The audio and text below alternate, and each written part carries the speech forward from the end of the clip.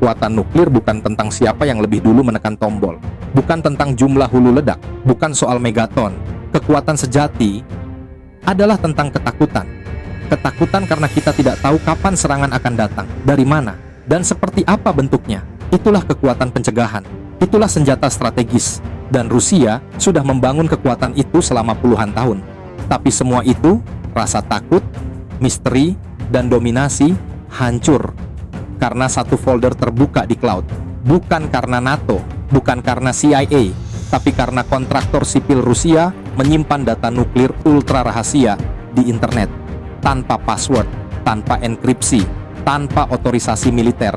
Dan file itu lebih dari 2 juta dokumen, berisi segalanya, dari lokasi peluncuran rudal hingga denah toilet pangkalan bawah tanah. The Insider dan Der Spiegel menemukan dokumen itu. Mereka tidak menebak, mereka tidak menerka, mereka mengunduh, membuka, menganalisis, dan mempublikasikan. File itu berisi blueprint pangkalan nuklir Yasny di Orenburg, lokasi sistem rudal balistik RS-24 Yars dan Topol M, jalur bahan bakar, denah sistem pendingin hulu ledak, lokasi personel shift malam, bahkan, dan ini nyata, jadwal pengangkutan sampah teknis dari silo peluncuran. Semua ada di sana, dan semua itu bisa dibuka siapa saja. Folder itu dibiarkan online selama hampir 9 bulan. Tidak ada notifikasi, tidak ada kontrol internal.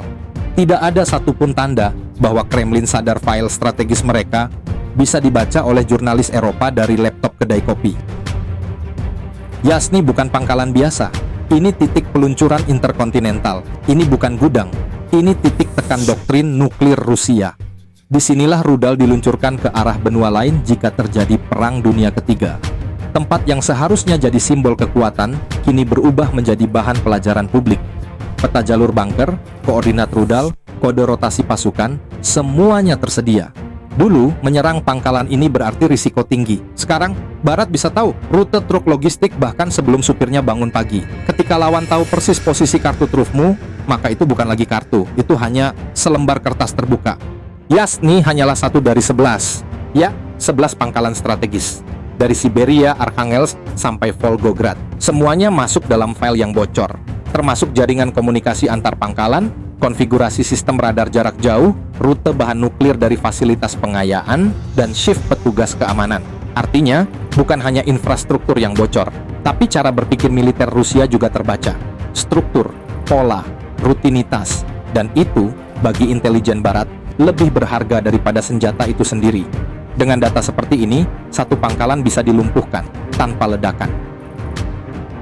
Pertanyaan yang paling menyakitkan adalah, bagaimana ini bisa terjadi? Jawabannya sederhana dan brutal. Kelalaian internal. Ini bukan peretasan. Ini bukan operasi siluman.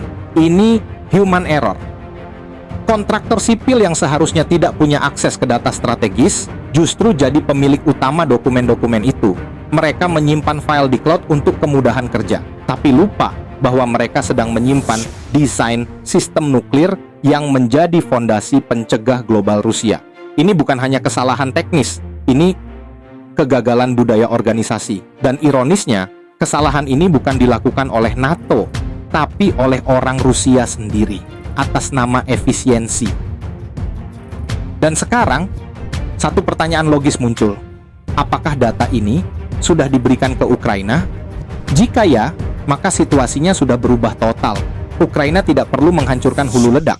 Mereka cukup memutus kabel, merusak pasokan bahan bakar, melumpuhkan jaringan komunikasi peluncuran. Serangan tidak perlu besar, tidak perlu bom, cukup satu drone, cukup satu koordinat. Dan sistem peluncuran bisa menjadi monumen kosong. Tidak ada suara, tidak ada ancaman, tidak ada peluncuran. Dan dalam perang informasi, itu adalah kemenangan mutlak. Putin sekarang berada di persimpangan antara malu dan kalah. Strategi deteren yang dibangun sejak Uni Soviet runtuh. Dan untuk membangun ulang semuanya, dibutuhkan waktu, dana, dan tenaga ahli yang tidak sedikit. Lokasi harus dipindahkan, protokol diubah, rantai komando dibersihkan, jaringan komunikasi diganti, biaya minimum 30 hingga 50 miliar dolar. Dan itu hanya untuk menutup celah, belum termasuk membangun rasa takut yang telah hilang. Karena rasa takut tidak bisa dibeli, tidak bisa dibangun dalam semalam. Dan saat ini, Rusia kehilangannya di depan mata dunia. Kita sering dengar istilah kebocoran, tapi ini bukan sekadar itu.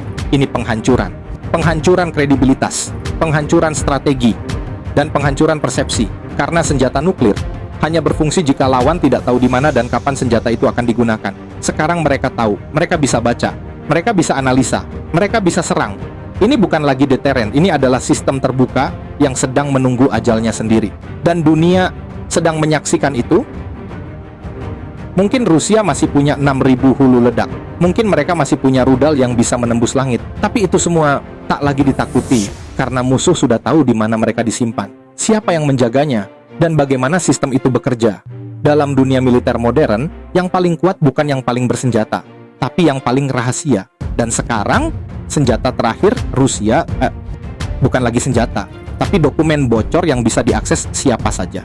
Ini bukan akhir dari sistem nuklir, tapi ini mungkin akhir dari era ketakutan yang selama ini menjaga Rusia tetap ditakuti. Dan semua itu runtuh karena satu folder cloud.